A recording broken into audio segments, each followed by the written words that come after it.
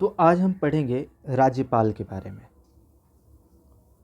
जिसे आप गवर्नर के नाम से भी जानते हैं। आपने अब तक राष्ट्रपति पढ़ लिया है, तो बहुत कुछ आपको समानताएं मिलेंगी। इसके सामान्य परिचय की अगर हम बात करें, इसके सामान्य परिचय की बात करें तो हमारे संविधान के आर्टिकल 152 और 153, 152 में इसके पद की चर्चा है और 153 में यह कहा गया कि प्रत्येक राज्य का एक गवर्नर होगा। तो आपको पता है कि 28 राज्य हैं हमारे देश में, यानी कि हमारे पास कितने गवर्नर होने चाहिए? 28। लेकिन संविधान में 7वां संशोधन किया गया 1956 में, और उसमें यह प्रोविज़न कर दिया गया कि एक व्यक्ति जो है वो एक से अधिक राज्य का राज्यपाल हो सकता है। तो आप ये चीज़ देखेंगे कि एक व्यक्ति जो है वो 2 राज्यों का भी राज्यपाल हो सकता है। तो अब आपके मन में एक सवाल आएगा कि जैसे एक व्यक्ति है वो बिहार का प्लस उड़ीसा का दोनों जगह का राज्यपाल है, तो इसको सैलरी कहाँ कहाँ से मिलेगी? तो याद रखिएगा, ऐसे में दोनों राज्यों से मिलेगी। हालांकि इसके बारे में हम लोग बाद में भी बात करेंगे एक बार। इसके बाद हमारे संविधान में एक आर्टिकल है, आर्टिकल 154। यह कहता है कि राज्यपाल जो है ये राज्य की समस्त कार्यकारी राज्य की जितनी भी कार्यकारी शक्तियां हैं वो राज्यपाल में निहित होंगी। पहली बात, ये आपको कुछ कुछ उसी तरह नहीं लग रहा जैसा हमने राष्ट्रपति में पढ़ा था? तो ये राज्यपाल में निहित होंगी। अब ये राज्यपाल अपनी शक्तियों का प्रयोग कैसे करेगा? तो ये एक तो स्वयं करेगा और दूसरा अपने अधीनस्थ अधिकारियों के माध्यम से करेगा। अपने अधीनस्थ अधिकारियों के माध्यम से करेगा। तो जब ये हम स्वयं की बात कहते हैं तो स्वयं का मतलब क्या है? स्वयं का मतलब यहाँ संविधान सम्मत है, यानी कि जैसे संविधान में लिखा हुआ है वो उस तरह करेगा, और दूसरा अपने अधिकारियों के माध्यम से करेगा। तो इन सारी बातों से क्या समझ में आया? एक तो सबसे पहली बात समझ में आ गई कि राज्य का जो प्रमुख होता है वह कौन होता है? तो यही राज्यपाल यानी गवर्नर होते हैं। दूसरा कि जो कार्यपालिका है इसका भी हेड कौन होता है? तो गवर्नर होता है। और जब हम कार्यपालिका के हेड की बात कर रहे हैं तो यहाँ पे 2 बात समझिएगा, यह संवैधानिक प्रमुख है, संवैधानिक प्रमुख है। और जिस प्रकार राष्ट्रपति मंत्रिपरिषद की सलाह पर कार्य करते थे, यानी वास्तविक पावर किसके पास होता था?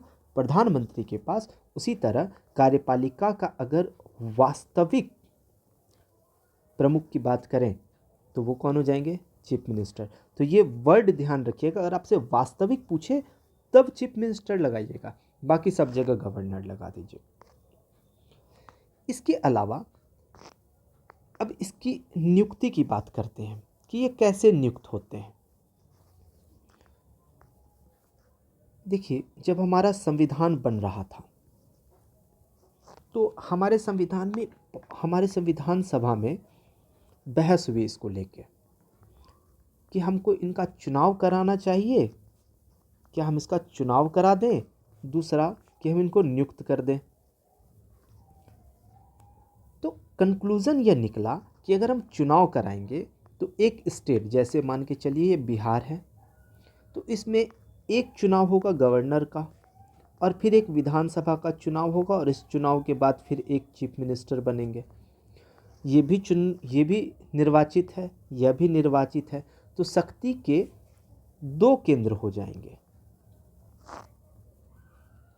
तो शक्ति के 2 केंद्र होने से फिर असमंजस की स्थिति उत्पन्न हो जाएगी और हमेशा दोनों में टसल चलता रहेगा। एक तो यह बात हुई। दूसरा हुआ कि अगर हम चुनाव करा दें, ये गवर्नर अगर चुन के आता है, इसका मतलब इसको इलेक्शन लड़ना होगा, और जब कोई इलेक्शन लड़ेगा तो इलेक्शन लड़ने के लिए इसका राजनीतिक व्यक्ति होना बहुत ज़रूरी है, क्योंकि राजनीतिक व्यक्ति नहीं होगा तो वो चुनाव कैसे लड़ेगा? लड़ने का लड़ लेगा मगर जीत तो नहीं सकेगा। तो अगर ये चुनाव जीत के आया है, इसका मतलब यह क्या है, एक राजनीतिक व्यक्ति है। और अगर ये कोई राजनीतिक व्यक्ति है तो इसकी कोई राजनीतिक विचारधारा होगी, ये किसी पार्टी से बिलोंग करेगा ना, तो इसकी राजनीतिक विचारधारा होगी। तो क्या यह तटस्थ रह सकता है? तो इसकी संभावना कम है कि वो व्यक्ति तटस्थ हो किसी को लेकर के। तो कुल मिलाकर बात यह हुई कि भाई चुनाव हमारे यहाँ नहीं कराना है। आप याद रखिएगा, यूएसए में गवर्नर का चुनाव होता है हर स्टेट का, लेकिन इंडिया में नहीं होता। और हमने यह जो लिया ये कुछ कुछ कनाडा मॉडल पे है। और आपको पता है कि हमने संघीय व्यवस्था भी कनाडा से ली है। तो हालांकि ऐसा पूछेगा तो नहीं, लेकिन कभी अगर आपसे पूछ दे कि गवर्नर कहाँ से लिया हमने, जो इनकी नियुक्ति होती है, तो आप तभी कनाडा मारिएगा। ठीक। अब बात हुई कि इसकी नियुक्ति कैसे होगी। तो इसकी जो नियुक्ति होती है, इसके बारे में संविधान का आर्टिकल है 155। 155 के तहत राष्ट्रपति जो होते हैं हमारे प्रेसिडेंट, वो एक राजपत्र पर हस्ताक्षर करके इनकी नियुक्ति करते हैं। और आपको पता है कि राष्ट्रपति खुद से निर्णय नहीं लेते, वो क्या करते हैं, काउंसिल ऑफ मिनिस्टर, मंत्रिपरिषद की सलाह पर निर्णय लेते हैं। तो इसका मतलब तो यह हुआ कि गवर्नर की जो नियुक्ति है वो मुख्यतः कौन कर रही है, केंद्र सरकार। तो दो बातें होती हैं, एक कि यह एक मुद्दा यह आता है कि क्या यह केंद्र सरकार का एजेंट है, और दूसरा अच्छी बात यह हो जाती है कि चूंकि यह केंद्र सरकार के द्वारा नियुक्त होता है तो यह राज्य और केंद्र के मध्य सेतु का कार्य करता है, ब्रिज का काम करता है। तो एक तो आप यह वर्ड याद रखिएगा कि राज्य और केंद्र और राज्य के मध्य सेतु का कार्य कौन करता है, तो गवर्नर करता है। ठीक है। और ये जो केंद्र का एजेंट है ये मुद्दा हो जाता है, जो भी हमने आपको बताया था कि मेंस के लिए आपको देखना होता है, तो ये मुद्दा हो जाता है। इस पर हम लोग मुद्दे वाले डायमेंशन में डिस्कस करेंगे। तो नियुक्ति आपको समझ में आ गई कि गवर्नर की नियुक्ति कौन करते हैं, राष्ट्रपति। अब सपोज कीजिए कि एक व्यक्ति हैं और इनको गवर्नर बना दिया गया। अब छोटे मोटे लोग तो होंगे नहीं, बड़े लोग हैं, है ना, उम्र ऑलमोस्ट तो ज़्यादा हो ही जाती है, नाती पोते वाले लोग हैं। पत्नी कहती है, और नाती पोते वाले लोग हैं, सब सेटल हैं यूएसए में। तो पत्नी कहती है कि हम लोग इंडिया छोड़ के अब नाती पोते के पास रहेंगे। अब ये इंडिया में रहेंगे ही नहीं तो गवर्नर कैसे बनाएंगे। तो इसका मतलब क्या करना पड़ेगा, इनको त्यागपत्र देना पड़ेगा। तो ये अपना त्यागपत्र किसको देंगे, ये अपना त्यागपत्र उसी को देंगे जिन्होंने इनकी नियुक्ति की है। तो त्यागपत्र ये प्रेसिडेंट को दे देंगे। समझ में आ गई बात? ठीक है। अब बात करते हैं कि एक बार इनको अपॉइंट कर दिया गया, अब अपॉइंट करने के बाद ये कितने दिन तक अपने पद पर बने रह सकते हैं, यानी इनका पदावधि, या जिसको आप कार्यकाल के नाम से भी जानते हैं, वह क्या होगी। इसके बारे में जो आर्टिकल है उसकी चर्चा मिलती है हमको आर्टिकल 156 में। देखिए, सामान्यतः जो है इनका कार्यकाल 5 वर्ष का होता है, और इनको हटाने के लिए कोई प्रक्रिया नहीं लिखी गई है संविधान में। बस इतना कह दिया गया कि यह जो होंगे राज्यपाल, यह राष्ट्रपति के प्रसाद पर्यंत पद धारण करेंगे। और ये बात आपने राष्ट्रपति में भी देखा था, राष्ट्रपति के प्रसाद पर्यंत। अब मुझे यह तो नहीं बताना पड़ेगा आपको कि प्रसाद पर्यंत क्या होता है। यहाँ पर दो बातें समझिए। एक एक्स नाम का कोई व्यक्ति है, इसको बिहार का गवर्नर बनाया गया। मेरे एग्जाम्पल में बिहारी ज़्यादा आएगा क्योंकि मुझे भी एक व्यक्ति है, उसको बिहार का गवर्नर बनाया गया, यह 5 वर्ष के लिए अपॉइंट हुआ। ठीक, 3 वर्ष इसके हो चुके हैं। अब क्या इसको 2 वर्ष के लिए कहीं और भेजा जा सकता है? तो हाँ, यानी कि इनका स्थानांतरण हो सकता है। ठीक,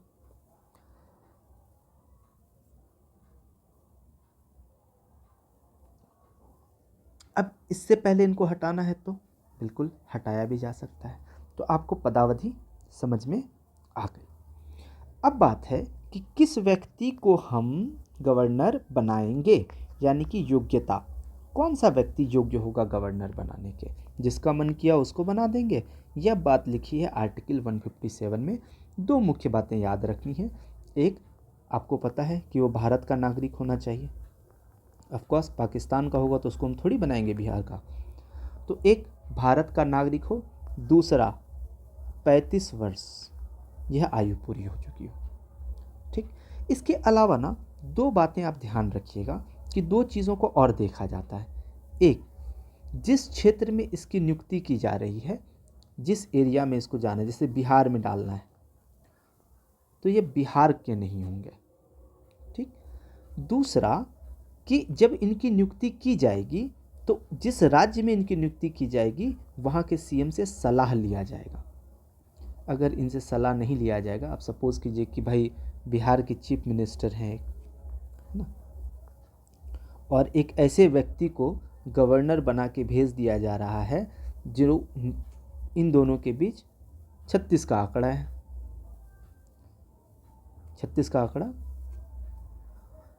तो अब क्या ये दोनों साथ में काम कर पाएंगे? तो हमेशा ना टसल होता रहेगा, और जब ये टसल होगा तो काम कहीं ना कहीं बाधित होगी। तो इसलिए ये कहा गया कि भाई चीफ मिनिस्टर से, और ये हाँ, ये संविधान में नहीं है, परंपरा के हिसाब से चल रही है। ठीक है, यहाँ तक आपको बात समझ में आ गई, जो कितना तक। अब है कि राज्यपाल को शपथ दिलाएंगे कौन? तो बहुत सिंपल सा है। आपको पता था राष्ट्रपति को शपथ कौन दिलाते थे? तो chief justice of India. Governor को शपथ दिलाएंगे जो स्टेट है, उस स्टेट के हाई कोर्ट के जो चीफ जस्टिस होंगे, जो मुख्य न्यायाधीश होंगे, वह दिलाएंगे। और अगर ये नहीं है तो आपको आगे का पता ही है कि क्या उसके साथ किस तरह का प्रोविज़न रहेगा और क्या काम होगा। तो कुल मिला के पीटी में ना इतना सा इन्फॉर्मेशन बहुत हो जाता है। इसमें आपका पीटी जनरली हर एक एग्ज़ाम का निकल जाता है, यूपीएससी को छोड़ के। यूपीएससी में थोड़े क्वेश्चन थोड़ा और आगे बढ़ते हैं, फिर वो शक्तियों पर, बाकी चीज़ों पर भी डिस्कस करते हैं। लेकिन आपका बीपीएससी या बिहार एसएससी या बिहार दरोगा, यूपीपीसीएस, एमपीपीसीएस, उन सब का क्वेश्चन आपका इतने से निकल जाएगा। लेकिन हमें तो पढ़ना आगे तक है और मेंस भी हमारा है, तो हम वो देख लेते हैं। चलिए, अब हम बात करते हैं कि राज्यपाल की कार्य एवं शक्तियां कौन कौन सी। तो सबसे पहले हम इनकी कार्यपालिका शक्ति देख लेते हैं कि इनकी कार्यपालिका शक्ति कौन कौन सी है। जैसे राष्ट्रपति की थी ना, उसी तरह कार्यपालिका शक्ति इनकी सेम है। जैसे आपने देखा था कि भाई केंद्र में जितने भी काम होते हैं राष्ट्रपति के नाम पे होते हैं, तो राज्य में जितने भी काम होंगे सभी इन्हीं के नाम पर हो जाएंगे। दूसरा, आपने देखा था जैसे प्रधानमंत्री और बाकी मंत्रियों की नियुक्ति राष्ट्रपति करते थे, उसी तरह चीफ मिनिस्टर, और फिर चीफ मिनिस्टर की सलाह पे काउंसिल ऑफ मिनिस्टर स्टेट के, उनको जो है उनकी नियुक्ति कौन करेंगे? तो गवर्नर करेंगे। इसके अलावा एक संस्था है जिसको स्टेट इलेक्शन कमीशन कहते हैं। इस स्टेट इलेक्शन कमीशन के जो इलेक्शन कमिश्नर होते हैं उनकी नियुक्ति भी यही करते हैं। इसके अलावा आप जैसा जानते हैं कि हर स्टेट में, ऑलमोस्ट सारे स्टेट में आयोग होता है। जैसे हमारे यहाँ बीपीएससी है, Bihar public service commission. Uttar Pradesh में जाएंगे आप तो उनका नाम यूपीपीसीएस है, फिर एमपीपीसीएस है। तो इसके जो अध्यक्ष होते हैं और सदस्य, इन सब की नियुक्ति भी कौन करते हैं? तो गवर्नर करते हैं। लेकिन एक बात यहाँ पे बस ध्यान रखिएगा कि नियुक्ति तो गवर्नर कर देते हैं, लेकिन हटाते कौन है? तो यहाँ पर प्रेसिडेंट हटाते हैं। इसके अलावा हमने आपको जब आपातकाल पढ़ा रहे थे, जब हम आपको, तो हमने आपको बताया था कि राष्ट्रपति शासन जो लगता है किसी राज्य में, तो राष्ट्रपति शासन के लिए बहुत सारे तरीके होते हैं राष्ट्रपति शासन लगाने के। तो उसमें एक तरीका यह होता है कि गवर्नर की सिफारिश पर राज्य में राष्ट्रपति शासन लगा दिया जाता है। इसके अलावा दो बातें और ध्यान रखिएगा। एक कि ये जो गवर्नर होते हैं यह स्टेट में जितनी भी यूनिवर्सिटी होती है उसके चांसलर होते हैं। चांसलर मतलब कुलाधिपति। ये ऑटोमेटिक होते हैं। उसके बाद उसी यूनिवर्सिटी के आप देखेंगे कि उस यूनिवर्सिटी में उसके बाद वाइस चांसलर बनते हैं कुलपति। इसकी भी नियुक्ति कौन करेंगे? तो इसकी भी नियुक्ति गवर्नर ही करेंगे। इसके अलावा आपको पता है इनके लिए एक राजभवन होता है, फिर राजभवन में इनके लिए घर होता है। राजभवन हर एक स्टेट में इनके लिए बना होता है, वहाँ पे इनका घर भी होता है, हाउस भी होता है। इनके सचिव होते हैं जो ऑलमोस्ट सीनियर आईएएस ऑफिसर होते हैं। फिर इसके अंदर फिर डिप्टी सेक्रेटरी होते हैं, फिर अंडर सेक्रेटरी होते हैं, इसको सेक्रेटरी बोलते हैं। तो ये सब सचिव होते हैं, ये सब फिर मिलकर काम करते हैं। लेकिन एक बात याद रखिएगा कि चूँकि ये गवर्नर, आपने राष्ट्रपति में जाना था ना कि राष्ट्रपति जो होते हैं वह सैन्य प्रमुख भी होते हैं, सैन्य प्रमुख होते हैं। लेकिन हमारे जो गवर्नर होते हैं ये सैन्य प्रमुख नहीं होते। और राष्ट्रपति चूँकि सैन्य प्रमुख होते हैं तो तीनों सेनाओं के इनको एडीसी मिलता है।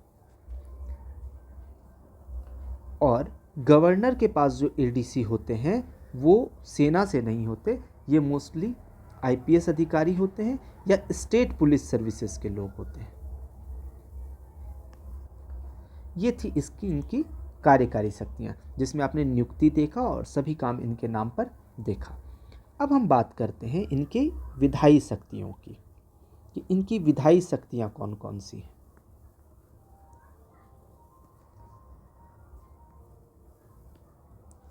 जैसे आपने पढ़ा था कि संसद के 3 अंग होते हैं, कौन कौन?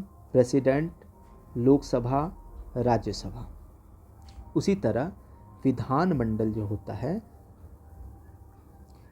इसके भी 3 अंग होते हैं, गवर्नर, विधानसभा और जिस स्टेट में विधान परिषद है वहाँ विधान परिषद भी। अभी हम लोगों ने विधानसभा और विधान परिषद पे बात नहीं की है, बस अगले ही लेक्चर में हम लोग इस पे बात कर लेंगे।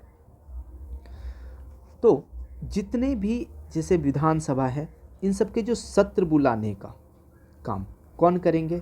तो गवर्नर बुलाएंगे। सत्रावसान विघटित कौन करेंगे? वो भी यही करेंगे। ठीक। पहला सत्र जब चुनाव का होगा, सेम वैसे जैसे राष्ट्रपति कर रहे थे, पहला सत्र और हर साल के नए सत्र, पहला वाला, उसमें ये संबोधन करेंगे। इसके अलावा चूँकि विधानमंडल में जैसे आपने पढ़ा था कि लोकसभा और राज्यसभा में, लोकसभा में स्पीकर होते थे, है ना, इस तरह इसके भी अध्यक्ष होते थे, कुछ आपने पढ़ा है। उसी तरह विधानसभा के अध्यक्ष और उपाध्यक्ष होंगे। तो अगर अध्यक्ष और उपाध्यक्ष, हालांकि ऐसे चुनाव होता है इनका अध्यक्ष और उपाध्यक्ष का, लेकिन अगर किसी कारणवश अगर यह पद रिक्त है तो उस समय नियुक्ति कौन करेंगे? तो गवर्नर करेंगे। ठीक है। इसके बाद जिस तरह आपने देखा था कि राज्यसभा में 12 लोगों का मनोनयन राष्ट्रपति करते थे, उसी तरह विधान परिषद में कुछ सदस्यों का, हालांकि अभी मैंने आपको बताया नहीं है तो अभी फ़िलहाल आप ये डाटा याद रखिएगा कि जो मनोनयन होता है 1/6 सदस्य होते हैं, इतने सदस्यों का विधान परिषद में मनोनयन या गवर्नर करते हैं। ठीक। अगर कोई व्यक्ति चुनाव लड़के आता है विधानसभा का और इसकी योग्यता पर सवाल उठ जाए कि यह व्यक्ति योग्य है या अयोग्य है, तो इसकी योग्यता और अयोग्यता की स्थिति में इलेक्शन कमीशन की मदद से गवर्नर ही निर्णय लेंगे कि यह व्यक्ति योग्य है या अयोग्य। इसके अलावा जब विधानसभा कोई विधेयक पारित करेगी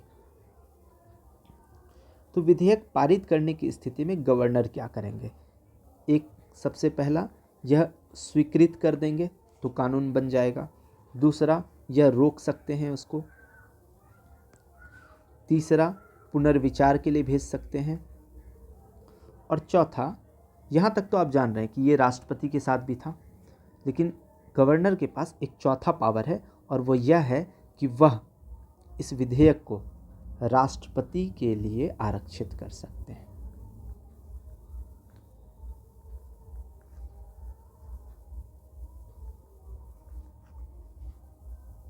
यहाँ तक बात समझ में आई। चलिए, राष्ट्रपति के लिए जब ये आरक्षित करेंगे तो पहला सवाल है कि भाई किस तरह के विधेयक होंगे, वो किस प्रकार के विधेयक होगा।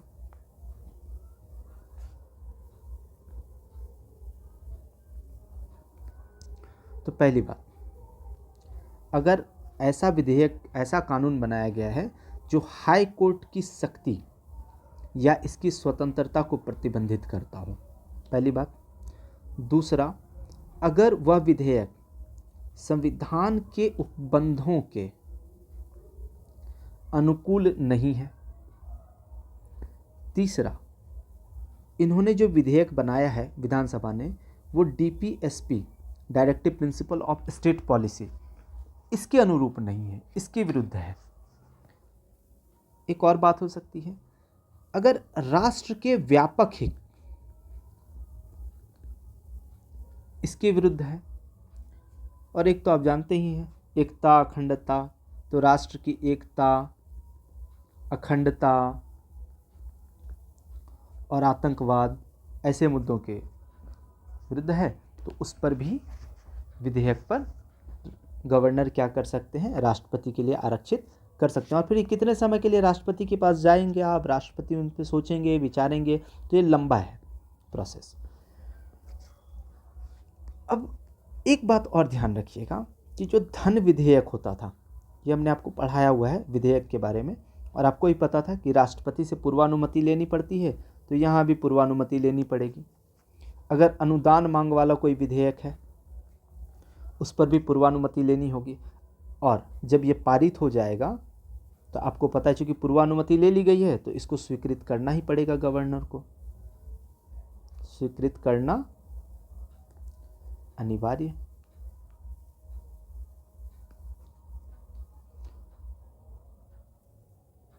इसके अलावा आकस्मिक निधि से पैसा देना है, तो वो पैसा देने का अधिकार किसके पास है, गवर्नर के पास। एक बात और याद रखिएगा, अभी मैंने आपको उसके बारे में पढ़ाया नहीं है, वित्त आयोग के बारे में, लेकिन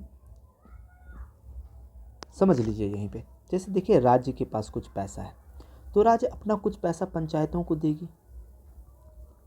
तो ये पंचायतों को कितना पैसा देगी, तो इसके लिए एक आयोग बनाया जाता है, उसको बोलते हैं वित्त आयोग। ये आयोग में मैं आपको पढ़ाने वाला हूँ। तो एक तो केंद्र में बनता है वित्त आयोग हर 5 वर्ष में, एक राज्य में भी बनता है वित्त आयोग, ये हर 5 ईयर्स में बनता है। तो यह गठन करने का भी अधिकार किसको है, तो यह भी गठन करने का अधिकार किसको है, यह भी गवर्नर को ही है। यहाँ तक बात समझ में आ गई। इसके अलावा एक आर्टिकल है 213, इसके अंतर्गत राज्यपाल के पास अध्यादेश जारी करने की शक्ति है। और अध्यादेश आपको पता है, ऑर्डिनेंस कहते हैं इसको इंग्लिश में। अध्यादेश क्या होता है, तो जब सत्र नहीं चल रहा होता है और कानून की आवश्यकता पड़ती है, तो टेम्पररी तौर पे एक कानून जो बनाया जाता है उसको अध्यादेश कहते हैं। तो राज्य के लिए अगर कानून बनाना है तो अध्यादेश जारी कौन करेंगे, तो राज्यपाल ही करेंगे। तो हम लोगों ने कौन कौन सा देखा, हमने कार्यकारी शक्तियाँ देखी, हमने विधायी शक्तियाँ देखी, और यहीं पे हमने आपको वित्तीय शक्तियाँ भी पढ़ा दी, धन विधेयक, अनुदान, आकस्मिक निधि, राज्य विधेयक, इसके बारे में। इसके अलावा राष्ट्रपति की कुछ न्यायिक शक्तियाँ हैं। न्यायिक शक्तियाँ क्या हैं, तो बस सेम जैसे प्रेसिडेंट के पास पावर था क्षमादान करने का, उसी तरह इनके पास भी क्षमादान करने की शक्ति होती है। लेकिन अंतर क्या है, अंतर सिर्फ इतना है कि ये जो क्षमादान करेंगे वो सिर्फ अपने क्षेत्र भर के लोगों के लिए कर सकते हैं। दूसरा, जो क्षमादान किया इन्होंने, ये राज्य की विधि से संबंधित होना चाहिए। इसके अलावा यह मृत्यु दंड पर क्षमादान नहीं कर सकते, यानी यह गवर्नर कुछ भी नहीं कर सकते। ये न्यायिक शक्तियाँ हुई। इसके अलावा राज्य के जो न्यायिक आयोग होते हैं, इसके अध्यक्ष की नियुक्ति कौन करेंगे, तो यह भी गवर्नर ही करेंगे। अब कुछ मुद्दे रह जाते हैं, वो है इनकी विवेकाधीन शक्तियों को लेके। विवेकाधीन शक्तियों को लेके दूसरा मुद्दा रह जाता है इनकी नियुक्ति को लेके, और तीसरा एक मुद्दा और इनका रह जाता है, कौन कौन सा था, एक सेकेंड ना, हाँ, एक इनकी पद मुक्ति को लेकर के, तो कि भाई इनको कैसे पद मुक्त किया जाए।